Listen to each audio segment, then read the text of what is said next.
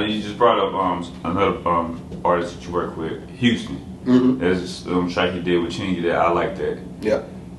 Whatever happened in Houston? Like, you just kind of, I know, you know, the situation, you know, that he had, you know, out of the country, but other than that, like, whatever happened with him? Well, when he had the eye incident where he stabbed his eye out, I believe he was in the UK when this happened. But from that, I heard that, you know, he went to rehab, he went and got help, and he's actually doing a lot better. It's somebody that reached out to me on Instagram, like maybe about 3 or 4 weeks ago, that runs his fan page. And they was, you know, texting me back and forth, and they actually texted me and said that he had something new out or something. I didn't even know that. So from what I've heard and know, just people that's close to their camps, is that, you know, he's good, like he's recovered, and he's kind of slowly introducing himself back. But prior to that, me and Zoe seen signs. We seen signs that I feel like a lot of people from Capitol ignored. Like when you meet somebody, I know me personally, like when I meet somebody, like I can tell. That's just like if somebody on drugs or something, you can kind of tell they fidgeting or something weird. Like you kind of know when something off sometimes with people. So when we first met Houston, me and Zoe knew that he was dealing with something mental. Like I'll give you an example. Like we were working on another song. This is when I Like That is already out on the radio. It's doing big. It's blowing up. So Capitol wanted us to go in with Houston to try to get another record. So they booked studio time for us. Houston and his girlfriend Misa at the studio in this studio called Larrabee North that we used to always work out of. So Zoe's in the studio with the engineer. I'm sitting in the studio with Houston and his girlfriend playing a video game, and we just talking. And Houston told his girl, was like, "Can you step out for a second?" And she was like, "Cool." She stepped out. So Houston sitting on the couch looking at me, and I'm like, "You good, bro?" Like he just like staring at me, and then he just got up and was like, "I'm a flop, Sham." And I'm like, "Nah, I don't think you're gonna flop, bro. You got the biggest song on the radio out right now in the world. I don't think you're gonna flop." And I was like, if Capitol put the right money behind you, the right situation, you know what I'm saying, I think you're gonna be good. And he was like, "You really believe that?" And I was like, "Yeah, you're gonna be good, bro." I was like, just following Chingy's success, I can kind of see the pattern. So he just started pacing around this little area, and I'm getting nervous. I'm like, you know, I'm watching him, and he was like, "I'm a flop." Like he just started screaming, like, and flipping stuff over. And I'm just like, whoa, I'm bagging back. Like, and then from there, he ran out the studio. I don't even know what happened with the girl, but I remember they said he ran out the studio and jumped on his motorcycle and had an accident leaving the studio, a motorcycle accident on the highway, on the freeway. So we seen signs like that, and we knew something was off. And I'll give you another example. Now, we wasn't there when this happened, but Chingy and his manager, Keith, told us a story to where they was in Jamaica. And at this time, Capitol Records had like this function where a lot of different labels were in Jamaica meeting up for this DJ festival. So Capitol Records had rented us these villas, these mansions, where we like all had our individual mansion. So Chingy and them threw a mansion party that night. And I believe, I don't want to tell the story wrong, but I don't know if it was over capacity, it was too many people, and they couldn't let people in.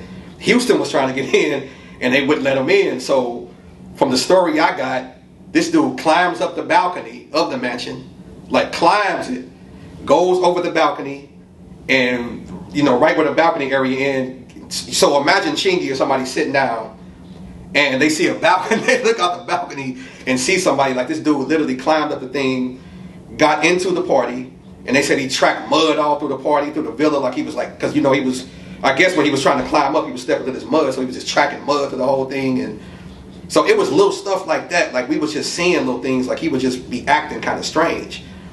And I remember telling Zoe, I was like, "Man, there's something ain't right about this kid, bro. Like I kind of feel something off." But I think Capitol may have felt it, they just ignored it. Because I don't think labels really care about nothing like that.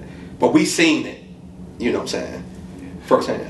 Yeah, music industry, just that, not even just the music industry, the industry in the whole is, you gotta be, you know, very strong, like mentally.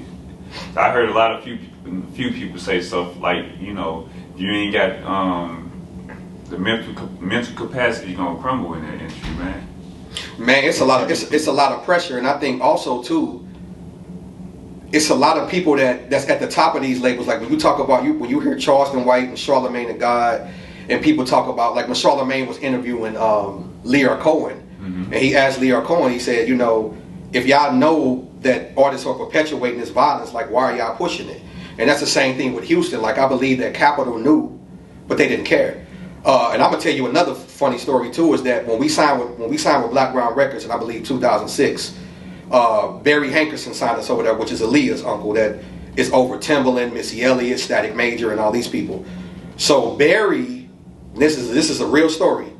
So Barry actually reached out to us and was like, "What do y'all think about signing Houston?" And at the time, me and Zoe like, he just stabbed his eye out and almost killed himself and jumped out of a building in the UK. Like, we like, nah, I don't know about that.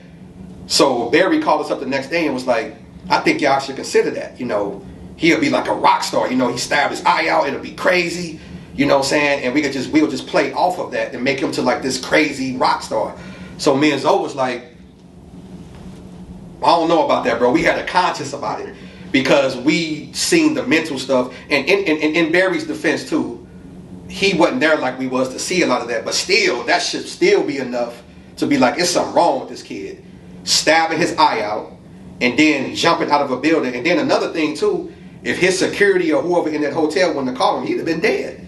Because when he stabbed his eye out, he literally was trying to commit suicide from there. So he stabbed his eye out and then he ran to the window and he was finna kill himself. But they caught him right before he could jump. So I don't think Barry and a lot of people knew the severity of it, like how serious it was when that happened. But me and Zoe was like, "Nah, man, we ain't doing that." But they really wanted to do it. They wanted us to contact him. Barry was like, we could put a patch over his eye. We could have his shirt off and hair all over his head. He could be like crazy. He was like, people would love it. But that's how these people think. They just in it to make money. Like, they not looking at the mental state of these artists that they bringing in. They just like, they not like, you know, taking them to A&R classes or media training. Like back in the days, you had A&R development where the artists will be developed. But now it's like, let's just make some money. We don't give a damn what happened. Let's just put them out there. So me and Zoe was like, nah, we ain't doing that. Especially like nowadays, they probably don't have time to even train some of these artists, like you say, like media training or the AR production, stuff like that. Is because most of these people getting discovered like on TikTok, Instagram, overnight success. They hear this song and they say, we're gonna push this song, and that's probably the only agenda they have, just to push this song to make the money off of it. And then they have the writers and stuff like that to try to push their image based off their song, and they got them hype. And they don't really care about, like you said, they don't care about how you feel and then like they just want to make some money. Like you said, go back to interview Charlamagne we did with what's his name? Leo Cohen. Yeah, Leo Cohen. And when he asked him that, he responded like, "Hey, I got a family to feed." Like basically, he said it right there. "I don't care. I got a family to feed. I don't care what you're saying. I'm gonna push whatever I got to make this money." The same thing they was thinking when they wanted us to sign Houston. This kid is obviously mentally sick, and you want to capitalize off that, off him being mentally sick.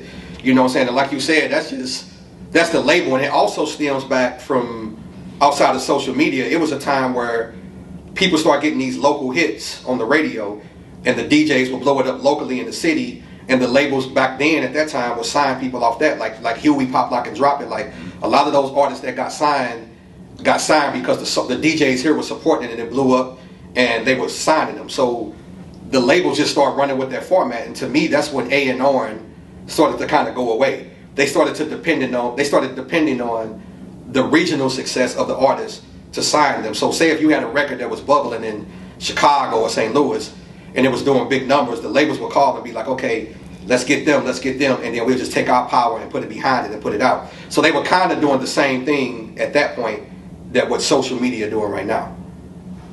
Same thing, yeah.